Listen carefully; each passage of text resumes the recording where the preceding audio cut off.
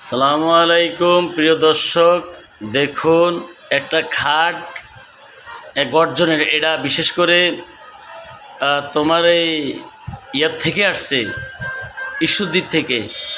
ওটা বানাইতে গেছে ৬০,০০০। তো এখন আমি বিপদে পড়ি, খাটটা বিক্রি করে দিব।